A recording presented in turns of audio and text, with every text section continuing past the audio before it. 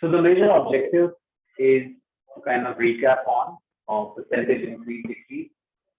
In numbers, we have got recurring decimals, sequences, compound and simple interest, uh, rounding and basic like third operation. Then as far as algebra is concerned, we're going to touch base upon problem solving, linear equations, indices and logs, factoring expansion, inequalities, linear programming, and set notation. Okay, so basically, the first thing that we have got is percentage increase, decrease, or reverse percentage. So we all might be already knowing that, let's say percentage increases, obviously, like, suppose if you have got, let's say a value, for example, let's say $100, you're increasing by 15%.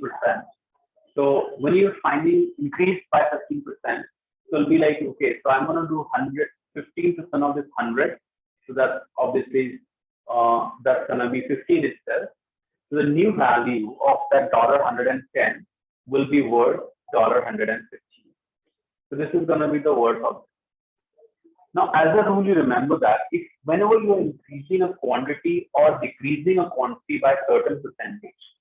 So let's say if I increase a quantity by, let's say, X percent, okay, increase or decrease by X percent, like for example, 5% or 10%, or let's say that by 20%, okay, the new value of that quantity will be, now here will be multiplier, will be 1.05. And how do I get this multiplier? Simply do 1 plus 5 upon 100. So I get multiplier as 1.05. Here, if a quantity is increased by 10%, so the multiplier is going to be 1.10, or you can say 1.1. If I increase this by 10% of quantity by 10%, the new value will be multiplied by 1.1. I mean, you multiply the old value by 1.1 to get the new value. If it is increased by 20%, my multiplier is 1.2. Now, most incredible thing out there is that, see, lots of times why I teach my students this approach is because, some questions it is word problem. Like, suppose let's say there is a rectangle, okay, this is X and this is Y. Now, area of this in the beginning is X times Y. Now, if I increase, let's say, if I increase the value of, let's say, value of one side by 10%.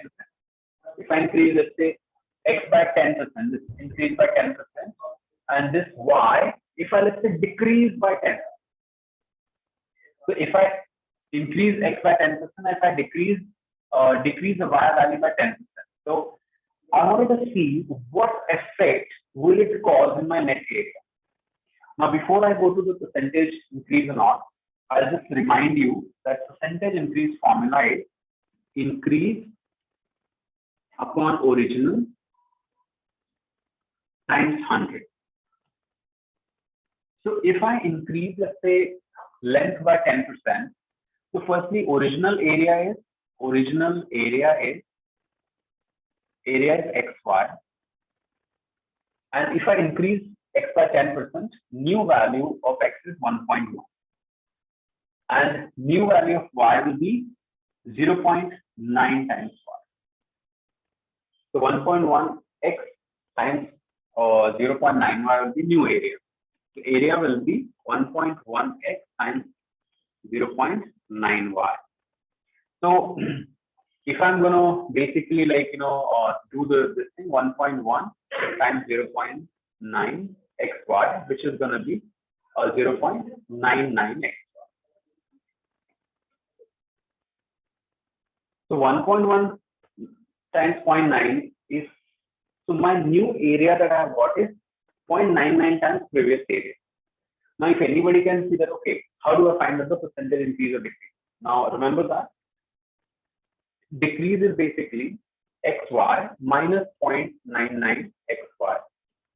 Okay, upon original value, which is XY. So if I take XY common, we get, and obviously into 100. So you get 1 minus 0.99 upon 1, which is basically 0.01 into 100, you get 1.0 percentage. So your area basically fell down by 1%.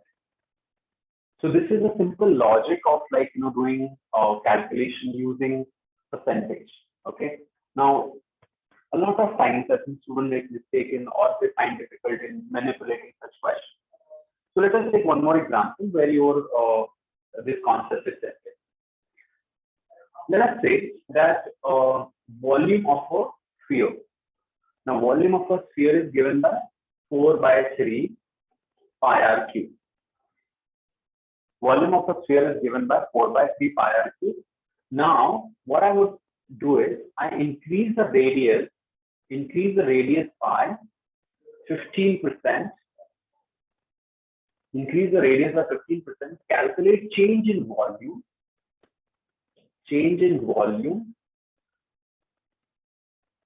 after this. Express your answer as a percentage. So let's try to do this. So here's the question was that volume is 4 by 3 pi r cube for a sphere, and given that radius is increased by 15%, find out the percentage change in volume. Now let's say old volume, if I take it, let's say V is 4 by 3 pi r cube. Now, since I am increasing the radius by 15%, the new radius is 1.15 times r, and if I plug in that out here, I get the new value of the radius, the volume as 1.520875 times 4 by 3 pi r cube. What I did is, I am not simplifying these 4 by 3 pi r cube. Okay, so I'm not simplifying this part because I just want to compare that to the older volume. So I would say this is equal to 1.520875 times V. So see, automatically you can see that this is V and this is 1.520875 V. So obviously you can see there is a 52%, approximately 52.1% change in the volume. Right? But just to get the percentage change more structured, so final minus initially do 1.520875 V minus V upon V, because that was the original one. So this becomes 0.52 520.875 V upon V. V cancels. This is into 100 into 100, and you get 52.0875. So this is the percentage change in the in the volume. Now, percentage change is said and done. There is something called as reverse percentage. Okay. Now, reverse percentage, once again, a lot of students mess up because they don't understand how it is actually happening. So whenever you're talking about reverse percentage, let's say there is a dress material that costs, let's say $100. Okay. And if I increase the cost by 10%, I have got, let's say, obviously you can see that it is going to be $110. But in the problem, they are not going to say that, okay, what is the cost? They will say that, okay, after increasing by certain percentage, the cost of a dress material is 110. You have to find out what's the original cost. So let's remember that whenever you do original cost is always taken as 100%. Original cost is always taken as 100%. Now, so if after 10% increase, the cost is, let's say, cost of dress material, I'm giving it a little different. I'm giving it $200. So after increasing 10% of the original cost, the costing is $200. What's the original cost? So how I encourage my students to do this is basically you look at, okay, so if I say that 10% increase, if I look at original cost is 100%. If I increase this cost by 10%, my new cost is 110%. If 110% cost is 200, how much is 100% cost? If you after you increase the 10%, the cost become 110. If 110 is 200, 100% cost is how much? So X is 200 into 100 upon 110. So this is basically the original cost that you have. So remember that whenever you have to find out the original cost or reverse percentage or previous cost, what you're going to do is you're always going to do this. So let's take another example. Let's say there is a sale after 20% of discount, the cost of this bucket is $50. After 20% discount, the cost of this bucket is $50. What you have to find out is what's the original cost of this bucket. So since you give 20% discount, this $50 is basically 80% of the cost. So if 80% is $50, then 100% is how much? So X is going to be 100 times 50 upon 80. So if 80% cost is $50, 100% cost is how much? So you can just find these two values, and that's basically your reverse percentage. Okay, so another very interesting thing is based on a logic called compound interest. Okay, so let us say, firstly, how does the compound interest and simple interest work? So I'm going to take compound interest formula. This is explicit formula, so you got to remember this. The compound interest is amount is given by principal 1 plus the rate over 100 to the power n. The principal amount is principal 1 plus rate upon 100 to the power n. So now this is, suppose let's say I have invested in a bank account, let's say $100 at 10% interest. For compound interest for let's say 15 years. And I wanted to find out what is the net amount that I'll have after 15 years. So this is a very straightforward problem. You just plug in this formula, you substitute the values, and you get down. So let's say here it's going to be, I'm putting, let's say amount is going to be 100, 1 plus rate is basically 10 upon 100 to the power 50. You can put this on a calculator and you can get the answer. So the amount is basically 100 into 1.1 to the power 50. Now, interesting thing is that if you notice this 1.1 is a multiplier. So let's say 1.1 is to 15. Now, if I ask you what would have been the interest in 14th year, like in first 14 years, I mean total amount. So it will be 100 times 1.1 is to 14 because your multiplier will multiply 14 times. Okay, so let me just kind of give you a now basic example. The word previous or every, the word previous or every year is an indicative that you have to use compound interest.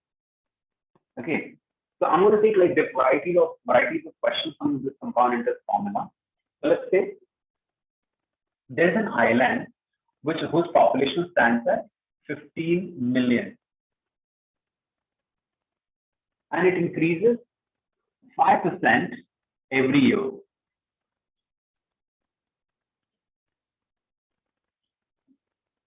So whatever is the population that is in a particular year, next will be 5% of add-on on that, and so on. So here, whenever you're finding out, now whether you use compound interest formula or use multiplier. Now assume that this is year 2000. So in 2000, on land, there is a population of 15 million, and every year it increases by 5%. So logically speaking, when you're talking about this increase by 5% every year, what does it mean? Let's say in 2001, the population will be 15 times 1.05. Because my multiplier is 1.05. If you increase the quantity by 5%, the multiplier is 1.05. Now, in 2002, it will be 15 into 1.05. 0.05 square. In 2000 and less and so on, it will be 1.05 raised to 3 for 2003. So this is the good forward way, correct? Now backwards way, what do we do? So suppose in 2000 I know population is 15. Now in 1999, suppose if the growth was continued from 2080 or something, the previous, to get the previous value, you will do 15 upon 1.05. So like you would have multiplied 1.05 to 15 in order to get the 15 as answer. Similarly, in 1998, it would have been 15 upon 1.05 square. Because here you're multiplying, here you'll be dividing by the multiplier. Because these values are lesser, right? Common sense. And these values are bigger compared to 15. So in let's say 1998, this value will be 15 upon 1.05 square. And so on. So backwards and forward, this reverse percentage or percentage change you've got to understand very effectively. So this is how you kind of tackle the percentage increase part. And one of the very important questions that is assessed is, okay, there are three types of questions that are assessed in compound interest. Let's say first type is, okay, so let's say principal is, amount is principal, 1 plus r upon 100 to the power n. Amount is principal, 1 plus r upon 100 to the power n. Now, they say that, okay, let's say on an island when the population is 10 million, which increases 5% every year. And they'll ask you, how long will it take for the population to double? How long will it take for the population to double? So let's say if today the population is 10 million, after doubling, what will be the population? 20 million. So it will be 20 equals to 10, 1 plus rate is 5 upon 100 to the power n. So 20 upon 10 equals to 1.05 raised to n. You get 2 equals to 1.05 raised to n. Now, this question can be put on calculator or you can solve using log. So n will be log of 2 to the base 1.05 and that's your basically the answer. This answer is straight away, you can put on solve. If it is a electronic calculator or Mr. Casio FXCG50 GDC, you can put this directly, or you can just put this on solver in like scientific calculator. So this is about the this kind of problem. So this answer comes out to be 14.2. Now there's a second type of question that is assessed where they don't give you the rate of interest. Now let us say I have given that this rate of interest is r%. Okay, so this is the rate of interest is r%, and I have given that it takes 15 years to double the population. It takes let's say 15 years to double the population. So you're just gonna do raised to here you're not gonna put any r value, r upon 100 to the power 15. This is 20 equals to. So you're just gonna now take the fifth root of 2. So on a calculator, you can put this 2 raised to 1 upon 5, that's the fifth root. So r upon 10, 100 is 1 fifth root of 2 minus 1. So fifth root of 2 minus 1, and your r is basically fifth root of 2 minus 1 into 100, and that's your interest as a. So this is basically, see, now once we get to here, 20 upon 10 is 2, and now this is to the power 15. So 15, if it goes to the other side, it becomes 15 through. So it's like how you have got x square is 5, so x is square root of 5, or like x is to 15 if it is like let's say root of 5. So x will be 15th root of 5. So just put 15th root of 2. So 2 raised to 1 by 15 you put. Get that answer. Subtract 1 from there and multiply by 100. So that's gonna be your rate of interest basically out there, or rate of increase. All right, so these are the recurring decimals, and we are going to be, we should be able to write down these as a fraction, or you can say rational number. So firstly, understand what does this mean. Okay, so 0.3 recurring means that it is okay 0.3333333 and so on. There are infinite number of these in it, right? So what I do is, like when I'm writing this as, let's say, recurring decimal, I take like, let's say 0.33333, whatever it is, as x. Let that value be x. After this, what I do is I multiply both sides by 10x.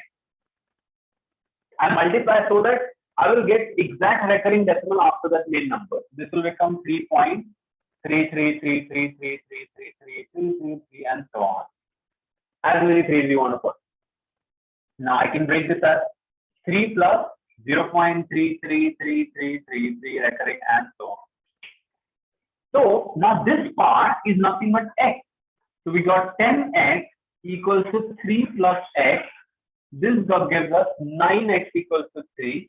This gives x is 3 upon 9, which is 1 over 3. So that's your first conversion. I hope it is clear. All right, the next one is 0.85 recurring. So how do I write down 0.85 recurring? So 0.85, I'm firstly going to write down this as 0.85 recurring can be written as 0.85, 85, 85, and so on. So let's take this value as x. So now I need to do one thing is I need to get one set of the number out and then repeated fraction after the decimal. So let's say a repeated decimal. So x is, if I multiply both the sides by 100, I can take out 85 outside to become 85.85, 85, 85, and so on. So this can be written as 100x equals to 85 plus 0.85, 85, 85, and so on. So 100x equals to 85 plus x plus going to be 99x equals to 85, and this gives us x is 85 over 99. Yeah, so that's your basic answer. Okay, so here's the third one that is a little kind of interesting because this involves the recurring decimal after first number. So it's like 1.2, 3, 3, 3, 3, 3, 3, 3, 3, and so on. So this question actually, if you understand how to decode in two subparts, it becomes easier. The first one is getting the recurring decimal right after the decimal. So what I do is let's take this as x. So this can be written as, if I take 10x, that's going to be 1.2. Sorry, this can going to be 12.33333 recurring and so on. Now, since we already did recurring for 0.3333 and so on, so if I can break this as 10x, 12 plus 0.333 recurring and so on. This 0.33 recurring, 333 recurring, we know is 1/3. So what we do is, if I can do 10x equals to 12 plus 1/3, which is nothing but 37 upon 3 is equals to 10x.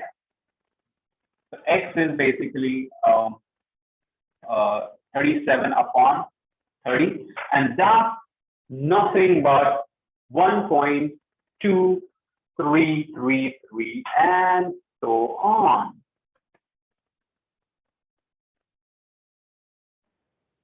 So as far as the sequences are concerned in IGCSE International Math, we got arithmetic, geometric, quadratic, and cubic sequences. So I'm going to do a quick summary of all of them, and hopefully in like next 10 minutes, you'll be ready to answer every type of question on these. Now coming to the arithmetic sequence, I think probably you might be already knowing arithmetic sequence is a sequence that has got the same common difference. Like for example, if you got let's say 3, 5, 7, 9, and so on. Now, wherever you see a common difference, it's not necessary that numbers have to be always increasing. It can be like 3, -1, -5, -9, and so on as well. So it's where the numbers are falling down. So what is the specialty about the arithmetic sequence? You notice that there's a common difference. If you notice that there's a common difference of 2 in these numbers, so there's a common difference of 2. So this is referred as arithmetic sequence. Now next one is, let's say, if you got -4 here, then -4 here, -4. The difference is all the second term upon, minus the first. Now, what do you want to find out? Now, let's say they can ask you to write down the next few terms of the sequence and so on. But the unique question that then you'll face is write down nth term formula for, let's say, a given sequence. So nth term formula for here is, let's say un is referred as u1 plus n minus 1 times difference. So nth term is first term plus n minus 1 times difference. Now, what does n stand for? N stands for position. Let's say n stands for like 50th term or 60th term or 100th term. You're going to put all those n values. N is the position of the number and un is the face value of that number. So here, if I wanted to find out, let's say, what's the formula for 10th term? What's the formula for, what's the 10th term? I can also do u10 is 10. Sorry, u10 is u1, which is 3 plus 10 minus 1 is 9 and difference is 2. So 3 plus 9 to the 18, 18 plus 3 is 21. Now, in case if you wanted to find out a general term formula, the general term formula will be un will be u1, which is 3 plus n minus 1 times difference, which is 2. So if you simplify this, it is 3 plus 3n minus 2, so which is going to be 3n plus 1. Now, also, you can check your answer by this. So if I wanted to find out u10, I'm going to plug n as 10 here. So that gives me 3 times 10. So that's going to be, this is 2n here. So this is 2n. So 2n plus 1. So it will be 2 times 10 is 20. 20 plus 1 is 21. You can see that they are very fast. So here, this is how you find out the nth term formula. Sometimes they ask you to do backwards working. Now, what's the backwards working? They will give you the formula and they'll say, okay, find out at what position of the given number is standing. For example, at what position will 301 will be standing. So this equates to 301. You solve like 3n equals to 2n equals to 300. So n is 50, 150. So this term is basically 150th term of the sequence. Now, as long as the second sequence is concerned, let's say if you talk about the second sequence. Now, second sequence is basically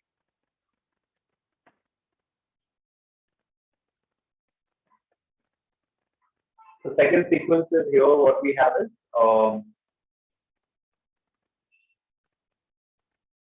3, -1, -5, and so on. So nth term will be 3 plus n minus 1 times difference is coming as -4. Will become 3 minus 4n plus 4. Be mindful of the sign. Becomes 7 minus 4n. So like sometimes they ask you to write down the first few terms. So you take ns1, ns2, ns3, and so on. So this is about the nth term formula for an arithmetic sequence. Now coming to the geometric sequence. Now when you talk about the geometric sequence is obviously the sequence where you got the same common ratio. Okay, now let me give you an example. So let's say I take 5, 25, then 125, and so on. So here you notice that there is a common ratio of 5. So there is like a common multiplier here, you can see. So common multiplier is obtained by second term upon first term. So ratio, if it is the same, like for example, if you got 5, 2.5, 1.25, and so on. Here you can see ratio is half. So if you got a common ratio, the nth term of that formula is u1 into ratio to the power n minus 1. So nth term is first term into ratio to the power n minus 1. The first term is 5, ratio is half to the power of n minus 1. So this is your basic formula for the geometric sequence for the second question. And now for the first one, it will be un will be 5 into 5 to the power of n minus 1, because ratio is also 5, first term is also 5. And see, sometimes they'll ask you which term is, like, again equated to, like, suppose 1 upon 625 or something like that. So then you solve that particular kind of question using your basic algebraic skills. Okay, now coming to the quadratic.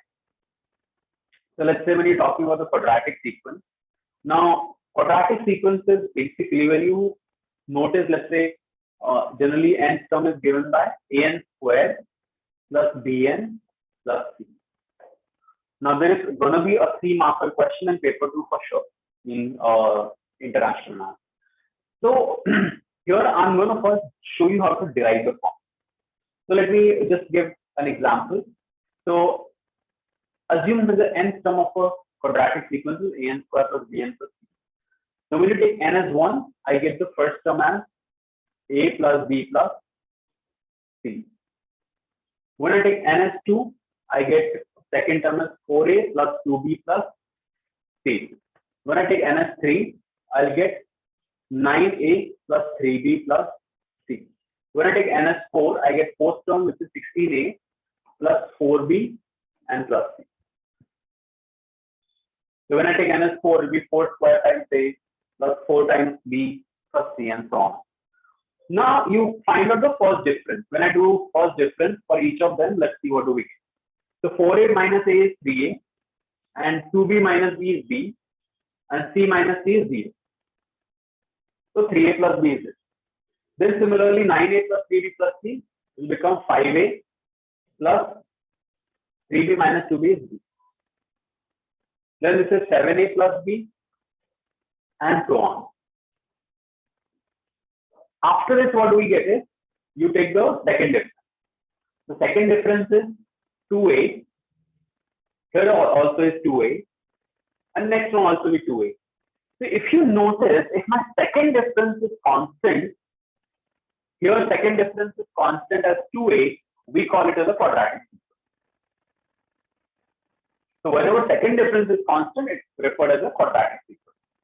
So let me just tell you, let me give you an example. Let's say, for example, 1, 4, 9, 16, and so on. This is the best example of quadratic sequence. So first find out the first difference, 3, 5, 7. Then second difference is 2, 2, and you'll notice that you're getting 2 as a common difference. So now how do I find out the nth term? That's the question. How do I find out the nth term formula? So the point out here is that when you're finding the nth term formula, you need to use these first 3 terms that we're getting here. The first 3 terms are a plus b plus c, 3a plus b, and 2a. So here also I'm going to use the first 3 terms and compare the respective terms. So 2a is the difference, so 2a equals to 2, so you get a as 1. Then you use the second term, which is 3a plus b, and use second term here. So 3a plus b, so 3a plus b equals to 3. Since a is 1, so 3 times 1 plus b, so equals to 3, so you get b as also 0. Now a plus b plus c, that's the first term, and a plus b plus c here is 1. So a plus b plus c is 1. So a is 1, b is 0, and c is, so you get c also as 0. You can see that if my a is 1, b is 0, and c is 0, my nth term formula is basically nothing but n square. And that's nothing but 1 square, 2 square, 3 square, 4 square, and so on. Okay, so this is how we kind of do a particular quadratic sequence. Like I repeat again, first you make the difference table.